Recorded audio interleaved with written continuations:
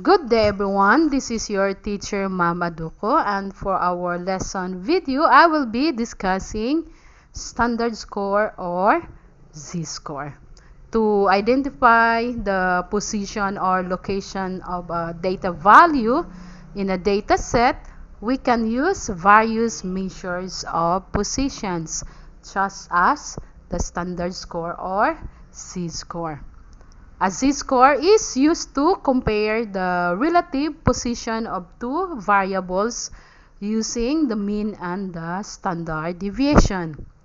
A standard score or z-scores tells how many standard deviation a data value is above or below the mean for a specific distribution of values.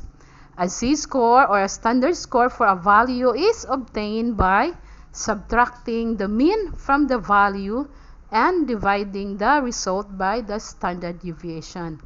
The symbol for a standard score is Z. For samples, we have this following formula. Z equals X, which represents the value, minus bar X, which denote the mean, divided by the standard deviation S. And also for the population, the formula is Z equals X, which is the value, minus mu, which is the mean, divided by the sigma or the standard deviation for population. The z-score represents the number of standard deviation that a data value falls above or below the mean. I have here an illustration. A student scored 65 on a calculus test that had a mean of 50 and a standard deviation of 10. She also scored 30 on a history test with a mean of 25 and a standard deviation of 5. Compare her relative position on the two tests. So let us assume, class, that the data are taken from the sample. So we're going to use the z-score for samples.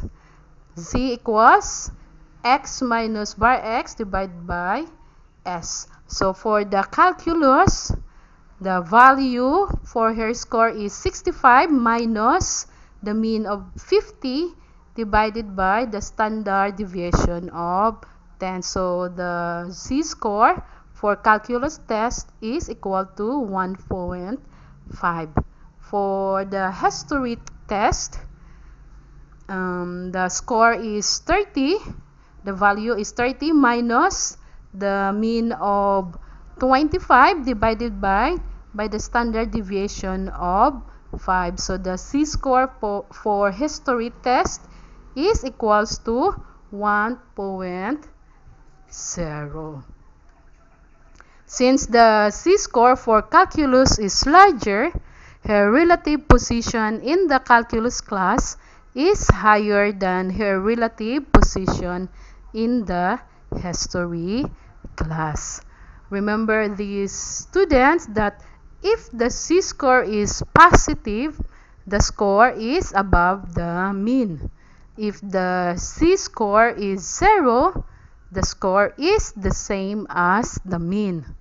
If the z-score is negative, the score is below the mean. Thank you for watching our tutorial video. Have a nice day and bye-bye.